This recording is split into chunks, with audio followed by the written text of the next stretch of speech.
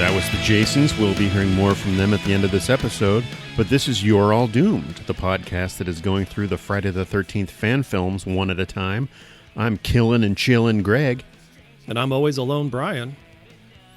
And this time we're going to be covering Never Hike in the Snow, the sequel/prequel to Never Hike Hold on Alone. a second. I thought we were doing Never Eat the Yellow Snow. That's a very different podcast. All right. Well, just keep going and I'll try to catch up. He spells his name Jason in the snow. Yeah, so we're going to be talking about Never Hike in the Snow, the prequel to Never Hike Alone, the Friday the 13th fan film that set the standard for Friday the 13th fan films. It's the same creative team behind this one, so it's a pretty high quality piece of fan entertainment. We see some familiar names right up front. We see Tom Matthews as Tommy Jarvis and Vinny Gustafaro, who you might remember as Deputy Rick Yabang Cologne. Yeah. He's back, baby. That's right. Some famous faces. Yeah.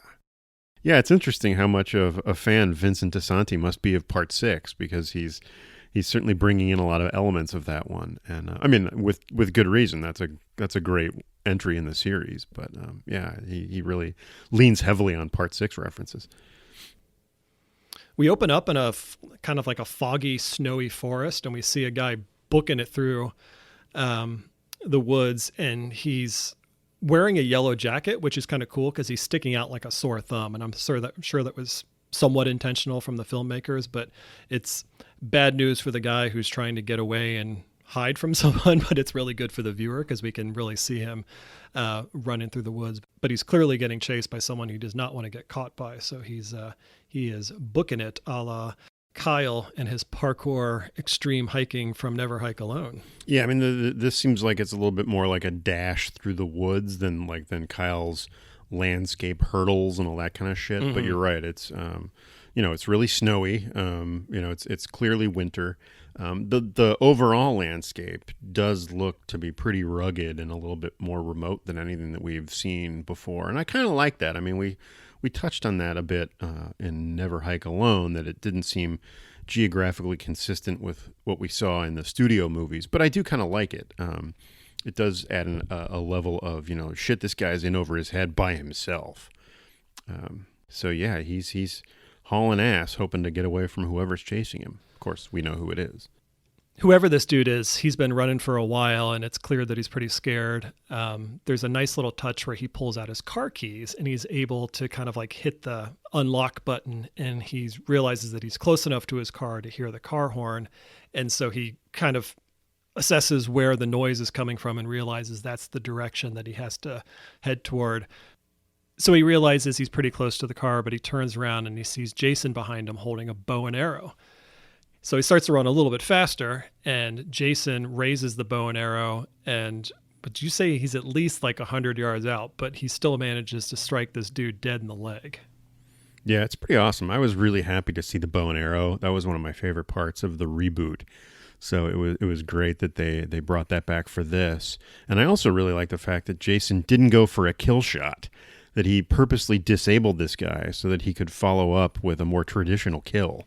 Oh, that's true. I didn't think about that. Yeah, it would be easy to presume that it may have just been a bad shot because, as we saw in Never Hike Alone, Jason swung and missed quite a few times. But I do like the idea that Jason intentionally was just trying to maim his prey so that he could finish it off in close quarters, which is what we see next.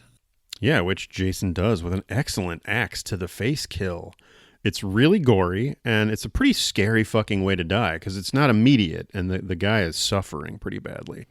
Yeah, it is a great effect. It's just like the axe is literally deposited in his mouth and just sitting there, and he's just kind of like spitting up blood, and it's not a quick death, but if that's not brutal enough, we also see that he's just like feet from his car. So he was so close to getting away.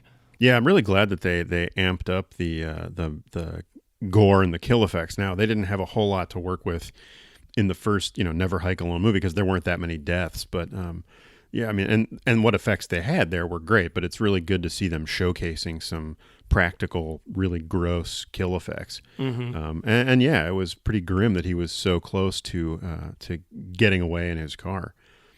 This character was played by Cortland Gordon, who has been in a lot of videos and short films and stuff. So it's consistent with it being a fan production. I couldn't figure out what his involvement was, but he has some involvement with the Friday the 13th video game, because apparently that's how he got introduced to Vincent DiSanti, was that he knew about his work on the video game, and or at least that's how the introduction started, and then they started talking. So he's actually not an actor by trade, but Vincent liked the way he looked and thought that there was a good opportunity for him to play a role in this movie. But yeah, I haven't been able to figure out exactly what his part was, but he did have some involvement in the video game, which is cool because we played that a lot. That's great. An excellent game too, I might add. I do like there's a little button where Jason then kicks the car alarm's ass, and since I am no fan of car alarms, I was kind of on Jason's side for that one.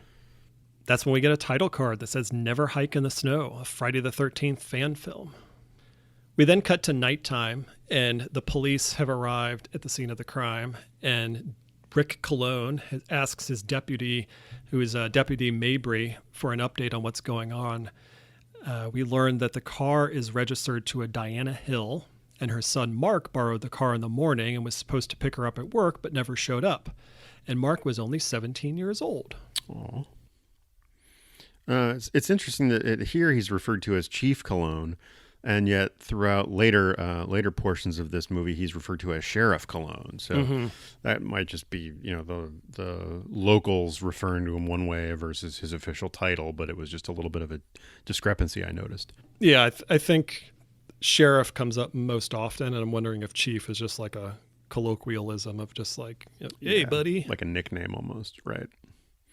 I love Rick Cologne's excellent older Italian guy white hair. He's got this gorgeous mane that's almost like Arthur Hiller or something. I do wish that Rick Cologne was still a little bit of a doofus like he was in Part 6. He's a lot more haunted here than he was in that portrayal, which I guess makes sense. I mean, he was kind of the sole survivor of that sheriff's department, all those years ago. But he doesn't even necessarily seem like the same guy to me. Mm-hmm. Well, I'm trying to remember. So he was locked in the jail cell when all of the final events of Part 6 happened, right? Yeah.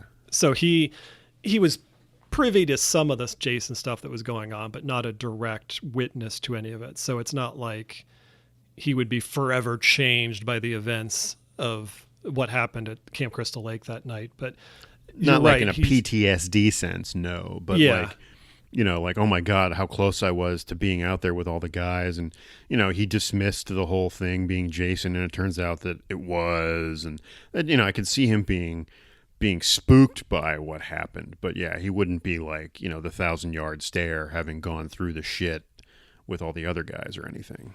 Because I'm wondering if he was rightfully embarrassed by the fact that he ended up getting locked in the jail cell during that altercation and was embarrassed by it and decided to kind of like write the course. And he's like, you know what, I'm going to get my shit together. I'm going to be a really good cop, and I'm going to really dedicate myself to this trade. And that's how he becomes this different, more authoritative figure.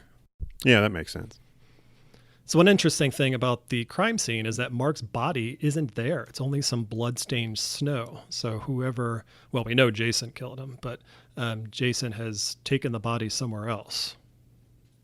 One thing that crops up that kind of goes back to the Deputy Doofus Cologne days is that he's reluctant to leave the bloodstains at the crime scene, and he actually tells his deputy to cover up the stains with some road salt because he doesn't want people stumbling upon this bloodstained snow in the morning and freaking out and raising the alarm. So he's actually attempting to kind of like cover it up. He's not going to completely brush this under the rug and just forget about that it happened, but he's like, I don't want other people to know what's happening just yet until we know what's going on. So it's like ulterior motives, but not necessarily It's not necessarily like a terrible plan. No, I mean I can see where he may very well suspect that Jason's involved, and the last thing he wants is anybody in the area getting wind of that, because he knows it'd start a full blown panic, or just dredge up all these terrible things from the past. So it's an understandable approach, yeah.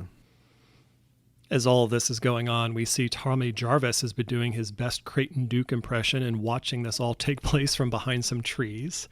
Tommy manages to make his way over to the bloody snow while the cops aren't there. And he just mutters to himself, "God damn you," and then walks away. So Tommy seems to suspect something that's going on. Yeah, and that kind of raised some questions for me between this movie and Never Hike Alone, which, as we'll see, he turns up in that one as the EMT, or the, at least the ambulance driver. So like, was this his night off and he was lurking around, like, why is he in the area? Is he in the area because he works in the area, or is he, prowling around because he's afraid Jason will come back? It's just sort of, they kind of lose the plot of Tommy being an emergency responder. That's true. I didn't think about that. And also, I feel like in Never Hike Alone, which again takes place after what we're talking about here, he seems surprised by seeing Jason. Now, that could have legitimately been the first time that he'd seen Jason since the events of Part 6. But the point is, like, in Never Hike in the Snow, he already seems to suspect that it might be Jason, because he's cursing someone, and we suspect that it's Jason. So, yeah, like, how long has he suspected that Jason is back or whatever? So Deputy Mabry follows the orders of Sheriff Cologne and starts to throw down some rock salt over the bloody snow. And from a distance, we get a quick glimpse of someone back by the police cars, and then we hear kind of like scraping metal sound, and the deputy sees this or hears it, and he turns around and he runs over to his car, and by the time he gets there, the person's gone. But we do see a familiar looking Jeep drive away into the darkness, and Mabry watches the car drive away, and then he turns his attention back to his patrol car, and he sees that the word Jason has been carved in the hood. And I got a couple of problems with this scene. Guess what they are? The first one is, I don't want Jason driving a car ever. There was at least giving it the benefit of the doubt early on in the first viewing of this and saying, like, okay, maybe it wasn't Jason driving away. We did see Tommy. Maybe it was Tommy driving away in the Jeep. But we'll bring this up later when we get to that point. But there's kind of like pretty conclusive evidence that suggests that it was Jason driving away in this Jeep. And I don't like that. And before I move on to the next point, what do you think about that? I mean, I didn't pick up on that being Jason. I thought it was Tommy. Okay, well then I'll save why I think it was Jason until we get there, because I think it'll be a stronger point than me just kind of pointing it out now. But the second thing is, I don't like that Jason carved his name. That's not to say that Jason can't spell his name. Like, we've never been told that Jason was illiterate or couldn't, have the ability to carve out his name. It just didn't seem like something adult Jason would do. I feel like there are better ways for him to warn people off. I mean, it could be as simple as him just like leaving his machete speared through the hood of the car and walking away, or in this case, driving away. But, or just like carving an X or putting like a bloody handprint or just something. But like him carving his full name, it just seemed like street art or something. Yeah, see, and that's another reason why I didn't even conceive of it being Jason. I mean, you're right. It's never been established that he's unable to read and write, but he is portrayed as developmentally disadvantaged at a young age, and so I kind of always assumed he was illiterate, maybe unfairly, but I didn't like it because I assumed it was Tommy, and I thought it was weird for Tommy to deface the hood of a police car with, to try to warn them about Jason. All that's going to do is piss them off. Yeah, I mean, the whole thing was a little bit weird. And if you're, if it's vague enough that you're interpreting it an entirely different way, then it's unclear for, any number of reasons. No, I really like where this is going because I'm not saying that I thought my way was the correct way, but I never really considered that at least the name carving would have been Tommy. I thought for a while, until later on in the movie, I thought for a while it could have been Tommy driving away. But of course, if Tommy's going to be driving away, then he's probably was close enough to be the one carving the name in. But I feel like, and I could just be imagining this in my head, and it's not actually what I saw, but I feel like when we saw the person from a distance at the car, to me, it looked like Jason. And again, I could have just been painting that picture myself, but I like that we disagree because we'll see where this ends up at the end, because there's a couple of things that crop up that kind of support my theory, but I'm fully comfortable admitting that I'm wrong if there's something else that pops up. So yeah, I mean, I don't know that I'm right, and in fact, the way I watched this was via YouTube streaming onto my TV, but the streaming rate was a little blocky, so stuff wasn't as razor sharp as I would have liked it to be. So I didn't get a great look at the figure over at the police car. So I mean, I'm with you. I could be completely wrong. Because the version that I watched, he actually turns the camera and he's waving his hands. He's like, "I'm Jason. I'm Jason Voorhees. I'm right over here, and I'm getting ready to carve my name." I stand corrected. And he had his car keys in one hand, so it just seemed like, okay, well, this is probably Jason. Now I will in favor of your argument, I will say that it's likely Jason would drive a Jeep because that's what his mother drove. Yeah, well, right, and again, I don't want to keep hinting at this like it's some masterful observation that happens later on, but it's something that I think it's worth waiting to reveal it. But yes, it absolutely is, if not the same Jeep, a very similar Jeep to what Mrs. Voorhees drove. The idea that it could have been Tommy makes more sense. It certainly solves the two problems I have with this scene, which is Jason driving and Jason spelling his name out. If it was Tommy, it's like, okay, well then that's fine. But if for whatever reason, I just never considered that it could be Tommy. So, so we'll move ahead and we'll see where it takes us. But cool. I'm intrigued. Yeah, this might be our first major difference of opinion. I know. Or where we're not in lockstep on one of these movies. We then cut to Diana Hill's house, who is Mark's mother. Sheriff Rick Cologne has shown up, and he tells Diana that the good news is that they found her car. Yeah. The bad news is your son has an axe in his face. Right. Well, they don't know that yet, but I know, but yeah. But yes, all they can do is tell her that Mark is missing, even though the giant bloodstain on the ground would probably suggest that it's a little bit more serious than that. But Sheriff Cologne starts asking a few questions, and Diana Hill says that the last time she saw Mark was in the morning, and that's when we kind of flash back to that morning, and Mark's in the kitchen cleaning up, and if you listen closely, we get some diegetic music here. The song that's playing in the kitchen is actually the closing credits song from Never Hike Alone. But Mark mentions that he had been Googling, as he says, things to do around here. Which would suggest that they're either new to the area or he has just arrived. But he found some woods that he wants to explore. And as he's heading out the door, Diana reminds him that he needs to pick her up at the hospital at 3:00. So that's kind of sets up the missing person thing, is that Mark did not show up to pick her up at the hospital at 3:00. Right, which I gathered from her outfit was that she works at the hospital. But that was, was sort of it was a weird way to phrase it. Did she have a treatment or, like an outpatient, like she was having a mole removed or something? But then I noticed what she was wearing, so it made a little more sense. Cologne requests permission to look around in Mark's room, which is granted by the mom.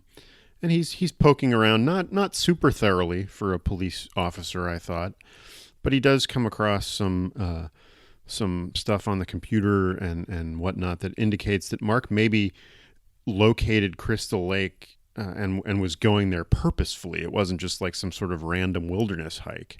So he's a little bit alarmed when he discovers that this might be where Mark was headed. Yeah, he definitely recognizes the area that's been circled on the map, and he even stuffs the map in his pocket because Diana's not looking. So he kind of like wants to confiscate this evidence. But as Cologne is kind of like snooping around the room, he has his back turned to Diana, and Diana's kind of reminiscing about how they came to this area because they finally felt safe here. And she made a comment that she used to get so scared living in the city. And all I wanted to tell her was, but I thought living in the city ain't no big deal. His cursory investigation is wrapping up here. So as he's about to depart, his little cell phone rings, and he answers, "Go for Cologne." But to me, it sounded like he was saying "Gopher Cologne," which just doesn't sound like it would smell very good. Caddyshack gopher. Exactly. Yeah, I'm going to start doing all my my introductions on the podcast that way. I'm just going to be Go for Brian. Go for Brian. Cool. Cologne shuffles off and tells Diana that he'll be in touch in the morning. And so Diana sits down at Mark's desk in his room, and she logs into his computer pretty easily. So she knew what his password was, but I guess it could have been like a shared computer, so that's fine. But we briefly see that he had been watching a YouTube video called Trail Junkies, How to Hike in the Snow. And if you look closely, the person on the screen is Kyle. Yeah, that was cute. I liked that. Mm-hmm. Diana quickly clicks away from that YouTube window to reveal that Mark also had a trail map up on his screen. And for some reason, a photo of he and his mom open in Photoshop. She's just lucky he didn't have another browser window open to Lemon Party.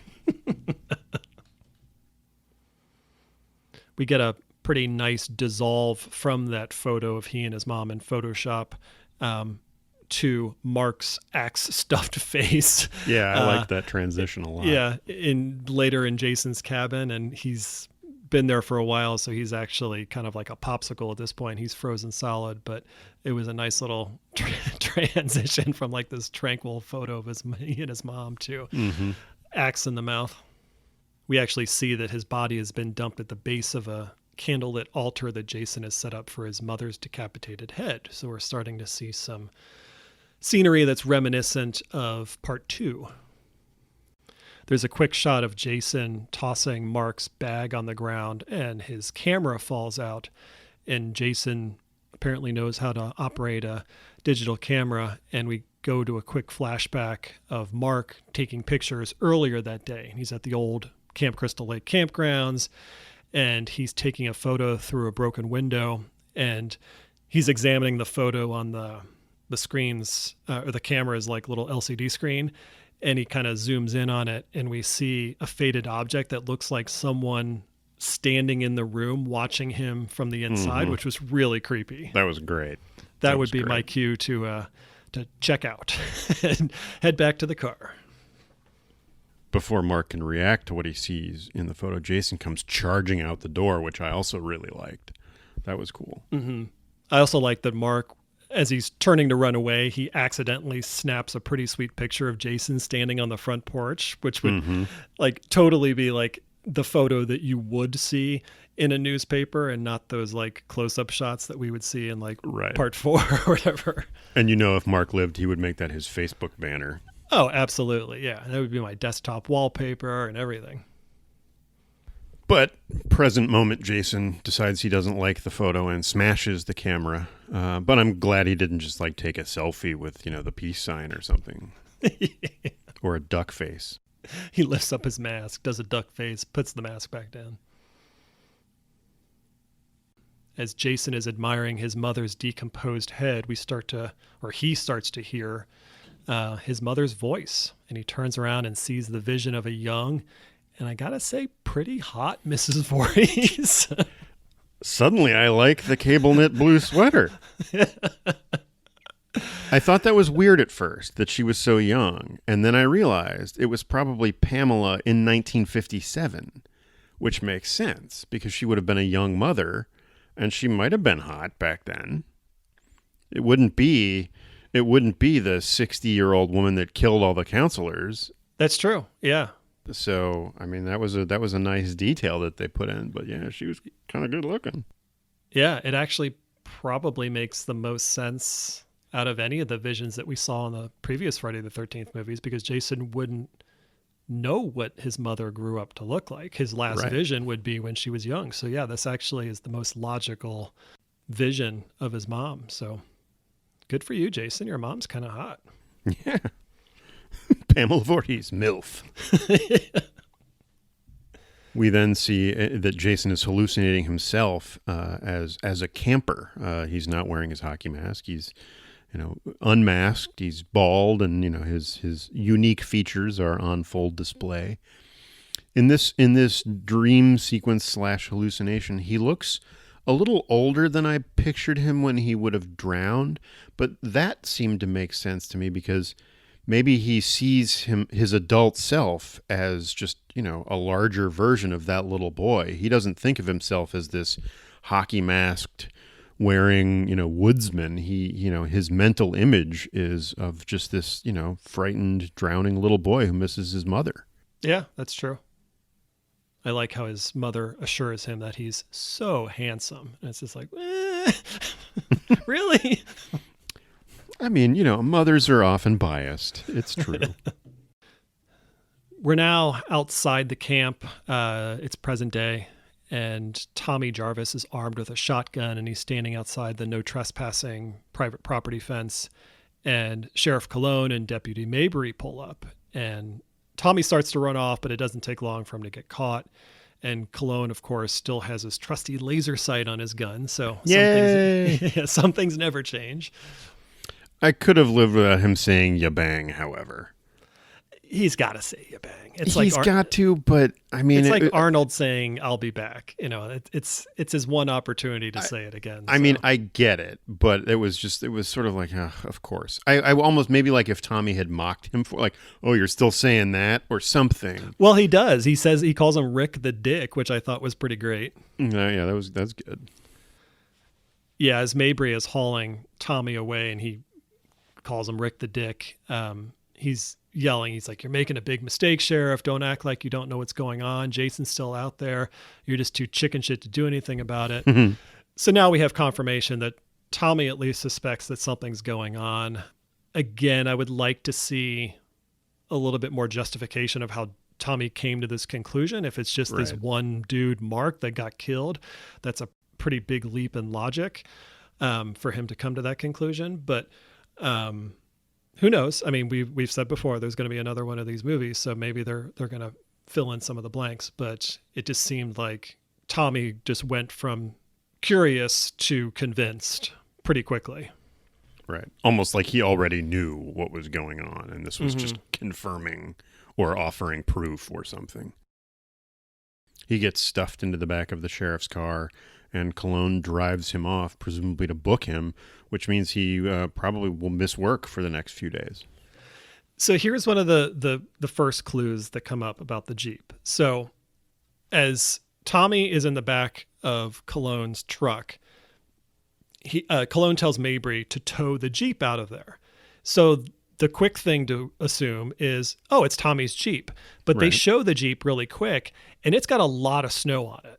And it's not, I mean, it's snowing out, but it's not snowing that hard. But like the windshield is completely covered in snow. So like it suggests to me that the Jeep has been there for a while. Now, it is probably Tommy's Jeep. Like, because otherwise Tommy would have been like, "That's not my car." Or like, "What are you talking about? I don't care. Go ahead and tow the Jeep." But it seemed like Tommy had just arrived there at the fence and the car is completely covered in snow. So my feeling was the Jeep was already there. Tommy showed up somehow. Now, then that raises the question. He took an Uber. Right. Like, how did he get there? Well, he probably took the Jeep. Like, I get it. But there's one more thing that comes up about the Jeep a little bit later that leads me to believe that it's Jason's. But this is the first thing that kind of like sways the theory in your direction, Greg, which is like, it's probably Tommy's Jeep. He's there. It's right next to him. He doesn't really debate the fact that the Jeep is being towed away. So it's probably his Jeep. But I mean, I will confess I did not notice how much snow was on the Jeep. So that's a nice observation on your part. I mean, I guess I would have just assumed that Tommy had been there, for a good portion of the day, like while Cologne was over at the Hills house, investigating Mark's room or something. I mean, maybe they just felt they needed to remind people that this movie's called Never Hike in the Snow, so they put a bunch of snow on the Jeep. Yeah. That is an interesting detail, however. So, again, it's not a conclusive fact or proof. It's just kind of like, that's an observation I made that leads me to believe that maybe it's not Tommy's Jeep. So Mabry is left behind with instructions to tow the Jeep away, but instead he begins poking around. He must have some sort of policeman's instinct that something might in fact be going on. So he begins kind of exploring the ruins of the camp himself. As he's looking around, he checks out a storeroom, and we see a whole bunch of crap laying around, but there's a box on the floor with a bunch of hockey masks in it. One of which actually has blue markings on the cheeks, which I thought was a nice touch. So kind of like we talked about in Never Hike Alone, I kind of dig the idea that Jason doesn't have one specific hockey mask that he always carries. He just, there's a bunch around this camp because they probably play hockey on the frozen lake in the wintertime. And he, he just grabs one if it's laying around or if one of his gets broken, etc. So I thought that was a nice little detail. It's like his dirty clothes pile. He just reaches in and sees which one doesn't smell as bad. And he's like, well, this is the one I'll wear today. Right. I don't know. I mean, I don't know how many goalies they need to have when they play hockey at this camp, but, okay. We also get a quick, I don't know if you noticed it, but there was a quick shot of one of those crime scene ribbons that we saw in Never Hike Alone. Oh, and I missed it. This was number 6, which I believe is the one that marked Marcy's murder scene from Friday the 13th. So we know that he's in that cabin that Kyle was in Never Hike Alone. Or will be. Oh, well, exactly, yeah. Mabry leaves that cabin and heads outside, and he calls his wife to tell her that he'll be home soon, which is usually the kiss of death. When I retire tomorrow. Right. As he's walking away, he sees a light on in kind of like a small barn. It's not quite as big as the one we saw in part 3, but it's like a barn that's clearly on the campgrounds, and he understandably decides to go investigate that. So Mabry heads upstairs in the barn, and we see that the light was coming from the candles of the altar that Jason had created for his mother. And there's also some nice atmospheric kind of like lighting coming through the cracks of the roof of the barn. So it's creating these like nice little like beams of white light where there's like the contrast of the yellow candle light at the end of the room. And really creepily, Jason is kneeling in front of the altar with his back turned to Mabry. So Mabry goes into badass cop mode and tells Jason to put his hands above his head. And not surprisingly, Jason does not comply. I really, really liked the image of Jason kneeling in front of that altar, silhouetted by the lights. And we're seeing him, kind of this looming shadow. I wasn't even positive it was Jason at first. And the fact that Mabry gets so fucking close to the back of Jason's head and he still isn't moving. I mean, yeah. I was almost puzzled. Like, is this a body that's being posed there? Is, what is going on here? I mean, it has to be Jason, but he was so still and so threatening without even moving. That was awesome. I really liked that moment a lot. I don't know what's more impressive, the size of Mabry's balls in this situation or the fact that Jason is just so confident that he's like, I don't need to turn around. I know how this is going to end and it's going to be in my favor. So there's just no kind of like flinching or even like looking over his shoulder to see what's going on. He's just like, I got this covered. Yeah, he's cool as ice. So then all of a sudden the room instantly goes completely dark, which is a little weird because I can understand if all the candles blew out at once, that's fine. But we had already established that there was other light shining through the cracks in the roof. And so right. My kind of rationalization for this is that the candles were the primary light source in there. So when they went out, there was like this brief moment where Mabry's eyes just had to adjust because there is like a couple of seconds later, those beams of light through the roof are back. So it's not like the outside light turned on. I think it's more just like the lighting in the direct lighting in the room turned off.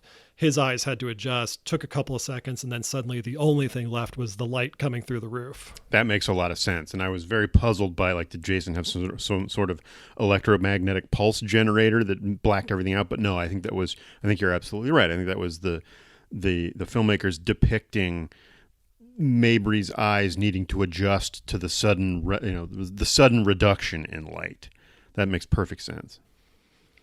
So once his eyes do adjust, Jason is nowhere to be seen, and Mabry turns around 180 degrees, but Jason is right there. And in like 2 seconds flat, Jason grabs Mabry's shotgun and literally blows off Mabry's head. Just kaboom. It's an amazing shotgun death. It's brutal because it's so brutal. Sudden too. Yeah. Now, again, because of the image quality that I was dealing with, I couldn't quite tell, like, did Jason maneuver Mabry's arm holding the shotgun so that Mabry basically shot himself?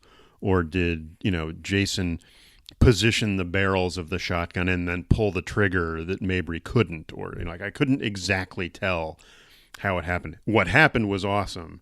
It was a little bit difficult for me to make out exactly how it was accomplished. Yeah, it wasn't totally clear how it happened. I did kind of imagine how it would have to happen. And if you this is a podcast, so it's kind of hard to demonstrate this, but if you have the shotgun, if you're holding the shotgun in front of you and you turn around and suddenly the barrel of the front of the shotgun is facing the person, what Jason basically does is probably like just turn it 180 degrees and probably twists Mabry's arms to the point where he can't get out of it. It's like locked. And then Jason either like stuck his finger in there and pulled the trigger himself, or just like the twisting motion caused Mabry to discharge the gun on his own. But either way, it's just like there's no struggle. It's like Jason's kneeling, the lights go off, he's gone, he turns around, Jason's there, boom, his head's gone. And it's like, and that's it. Goes nuts.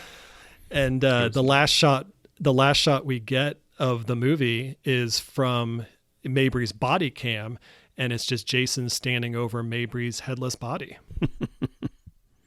Mabry was killed by Brian Forrest. Mabry was played by Brian Forrest, who's done a ton of stunts for television shows.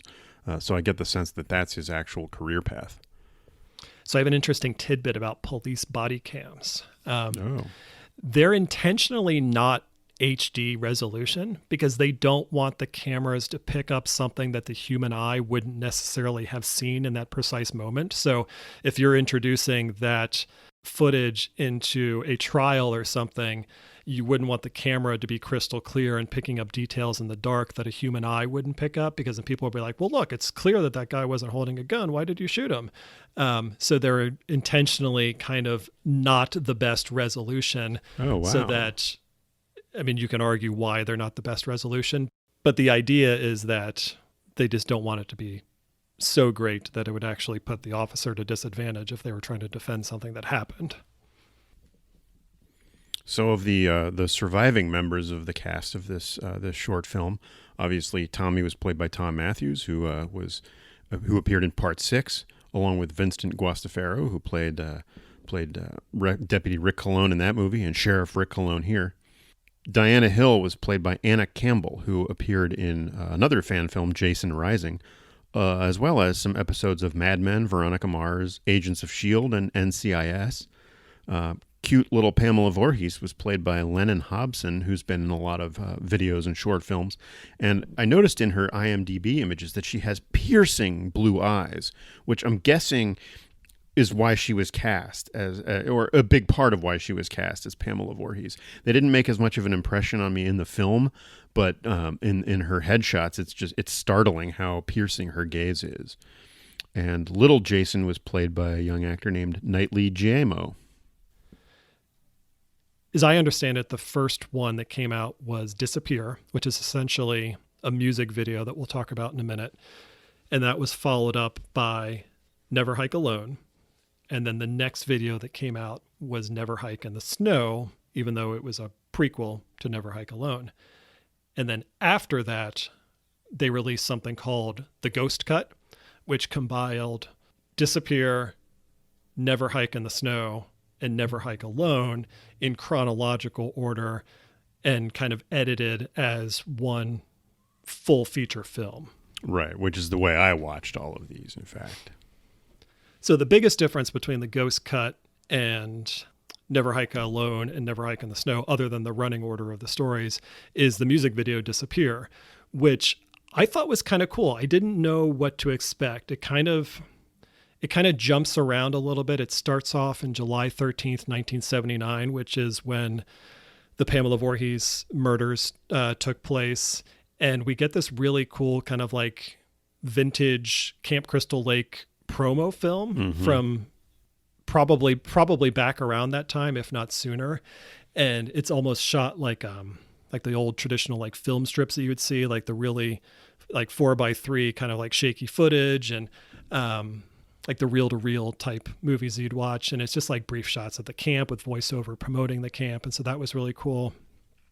And then that actually gets interrupted by a breaking news report, which is probably from 1979, showing officers arriving at Camp Crystal Lake, which I also really dug because we never like, and this is kind of the premise of Never Hike in the Snow, is we never really get to see what happens after these crimes were committed. Like we're always kind of like present for the crimes themselves, but we don't ever see an investigation. We don't see the cops coming over and cleaning up the mess. And so like, that's why this, like, even though it was just like a breaking news report where they're just showing police officers like scouring the scene, it was just something that I kind of wish we saw a little bit more of. Like, I don't want a whole movie of that. Like, I don't want a Friday the 13th movie that's just an investigation of the crimes, but like at least acknowledging that, like, yes, at some point the cops do show up and they wonder what's going on. And they, I guess we saw that a little bit at the end of,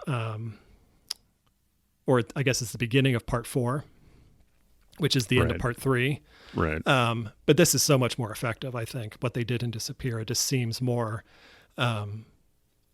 grim, seems more like an actual like crime scene footage rather than something bigger and grand, which is like what part 4 kind of kicked off as. So after seeing some of that vintage news footage of the police investigation, we then cut to 25 years later and we get a retelling of Paul's campfire tale from part 2, where he's talking about the legend of Jason. And I'm going to give it to you straight about Jason. Exactly. And we see a date pop up on the screen. It says August 13th, 2004.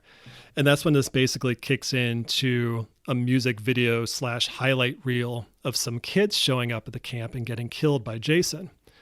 And we do see that the kids arrived in a vintage Jeep. So we know that it was Jason, or at least my theory is, we know that it was Jason driving away from the crime scene in Never Hike in the Snow because he had the Jeep.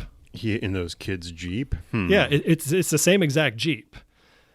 So, again, it could just be a coincidence. Maybe just crew members that made these 2 videos had this Jeep and they used it. But, like, I saw it as these college kids or whatever showed up at camp in the Jeep. Jason killed them, and then he confiscated the Jeep. And that's why, that was my kind of, like, my final piece of evidence that it's like, that's why I think it was Jason driving away in the Jeep and not Tommy, because it certainly makes more sense for Jason to have the Jeep now than for Tommy to have the Jeep, if it is the same Jeep. I mean, I have no evidence proving that you are wrong. The only thing I've got to argue against your theory is just that I don't even know how Jason would have gotten driving instructions or anything like that. But I mean, you know, you have a valid interpretation based on the facts presented to us. So, I mean, that's left up to the viewer. I guess I have to admit. Yeah. And as I mentioned, I don't like the idea of Jason driving, so I don't want him driving, but at least this provides evidence that Jason was in possession of a Jeep, or could have been in possession of a Jeep. Could have been, sure. Yeah. So that was kind of like the final thing for me where I was like, it's probably, but again, it could also just be the filmmakers using this Jeep twice. Right. I just different think features. There's a lot of VW bugs in this series, and I think there's a lot of Jeeps in this series. Mm-hmm. You know, if it had vanity plates that said, you know, Jason Voorhees, you know, then like, okay, well, it's definitely the same Jeep. After the disappear video plays out, we cut to 13 years later, and that's what takes us to the events of Never Hike in the Snow. And as far as I could tell, the only difference between the ghost cut version of Never Hike in the Snow and the standalone release is that there's new footage after Deputy Mabry dies. So it's kind of like a breaking news special report, and the newscaster is Tracy Savage. Yeah, Deb from Part 3. That I liked it. I was happy to see that because she in real life was a news reporter. But it cracked me up because this then establishes a universe in which real life Tracy Savage could have conceivably covered the death of Deb from Part 3, who was played by Tracy Savage. That's right. So Tracy Savage / Debbie is reporting that Deputy Mabry is missing, and then we cut to footage of Sheriff Cologne conducting a press conference, and he basically just says that evidence suggests that Mabry walked out onto the ice and fell into the lake. So Cologne's still kind of continuing that cover-up mentality of not really giving all of the truth when it comes to what's going on at the camp. Yeah, I kind of liked that. It clearly he suspects, or even maybe at this point knows what's really going on, but he's maintaining this illusion that everything is okay. And this ghost cut transition ends with a short promo for an upcoming webcam series featuring Kyle, where he announces his next trip, and it will be the trip we see him take in Never Hike Alone.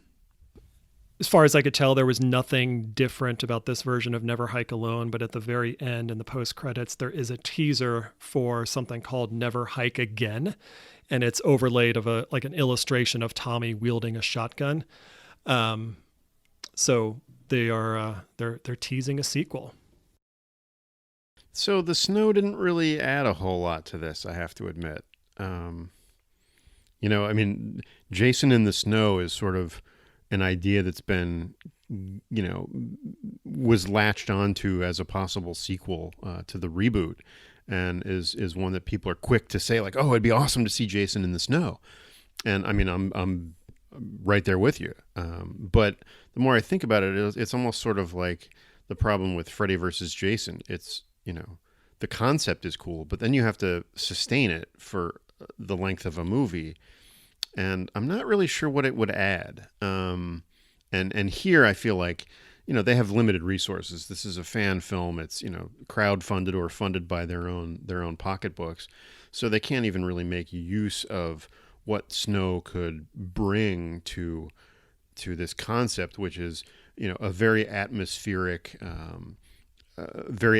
surroundings, a lot of visuals of, Jason emerging from the snow, like, the blizzard, and a lot of scenic effects that you almost have to shoot on location or with extensive green screening or something. And just having it as some decoration in the background doesn't really get across what you can do with the idea of people being pursued by Jason while in the snow. I feel like, you would want to incorporate the frozen lake, whether Jason falls through it or whether victims fall through it. But I almost think that you'd almost have to make it like that movie Frozen, not the Disney cartoon, but the one where the guys are trapped on the ski lift, where it's like a winter survival movie. Oh, and also they're being screwed with by Jason. Otherwise, I'm not really sure what Snow adds to Jason himself. What do you think? I feel the same way. I remember when the whole, I feel like the original idea of Jason in the Snow first got almost fully manifested was the aborted movie. I guess it was a sequel to the 2009 reboot that they were getting ready to shoot. I don't even remember what year it was anymore, but it got scrapped right before production began. But I think the concept of that, I think there was even a screenplay floating around that it was taking place in the snow. And there was I read the screenplay, and there was a couple of cool scenes that took place. There was something with the frozen lake. But I agree in terms of like sustaining it for an entire movie. I just don't know what you're going to do. And that's why I kind of like what you were saying with you have to incorporate like an additional survival element to it, which is like, it's cold, maybe the power's out. Now you have to figure out how to stay warm and also protect yourself from Jason. Or you're getting frostbite and that's creating problems, or you get chased from a cabin and you don't have a coat on and it's freezing cold on. So it's like, there's all these different things. So I think there are probably enough ideas that you could sustain a Jason in the snow concept for 90 minutes or whatever. But I just, frankly, I don't think it's all that exciting. It doesn't change Jason as far as I'm concerned. It just changes Hopefully. this. Right. It just changes this, like, unless he's wearing like white snow camo or something. Or like he's ice skating around getting people or something. I mean, he's a hockey player, so. Yeah, he could be. Right. It's like the environment doesn't really change Jason that much as far as I'm concerned. It's more just like how it would impact the people trying to get away from Jason, which is fine. But I just, that to me doesn't make for an interesting movie. Like if you're going to introduce a concept like that, like, I mean, I use the word interesting very lightly here, but Jason in space, it's like, okay, well, what are you going to do with Jason in space? Well, we're going to turn him into this robot. It's like, okay, like you're taking it a step further. You're taking advantage of the fact that it's in the future, that it's in space. You're creating a different Jason that we've seen before. If it's just going to be Jason hiking on white ground instead of brown ground, then Right. I don't really care. Yeah, or if it's snowing instead of raining, it's all precipitation. Who gives a shit? And I mean, even if you have like, you can do a snowmobile kill. Well, that's the same as a motorcycle kill. I mean, I don't know that it introduces enough cool diversions from just regular time at the camp, unless you really lean into the cold aspect of it somehow. Mm-hmm. Plus, it completely mostly eliminates the possibility of people actually being at the camp, because why would they be there in the dead of winter? But right. Yeah, it's not like it's an impossible idea to execute across a feature film. I just never necessarily understood the appeal of it. Mm-hmm. Whenever it was brought up, they're like, oh, it's going to be Jason in the snow. Isn't there going to be sweet? Like, all right. Like I'm more intrigued by the idea of a new Friday the 13th movie taking place in the 80s. Because it's like, okay, cool. Now we're getting back to the roots where we don't have that technology. We don't have things like cell phones and reliable cars to get us away from things. It's like much more primitive. And I can wrap my hands around that much better than I could something like Jason in the snow or Jason in the freezing precipitation environment or Jason in the fog or whatever it is. Jason on a day with 30% chance of rain. Jason on a partly cloudy afternoon. Gotta wear my sunglasses. So at the end of the Ghost Cut, they do tease something called Never Hike Again. And this was a couple of years ago. So that plans have changed slightly. And so now the plans for the sequel are called Never Hike Alone 2. And there is currently a crowdfunding campaign going on, currently as in the time of release of this, which is spring 2022. But if you go on Indiegogo and search for Never Hike Alone 2, there's a bunch of really cool campaigns that you can kind of contribute to, different levels of financial backing where you get kind of different levels of swag based on what you're contributing.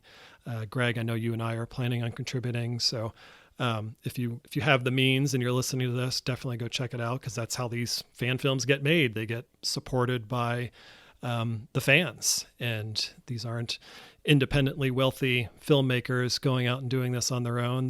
They need support. So if you have a chance, go out to Indiegogo and check out the Never Hike Alone 2 crowdfunding campaign. So much like Never Hike Alone, you can check out Never Hike in the Snow on YouTube. I also highly suggest you check out the Ghost Cut, because it is kind of a cool way of presenting it.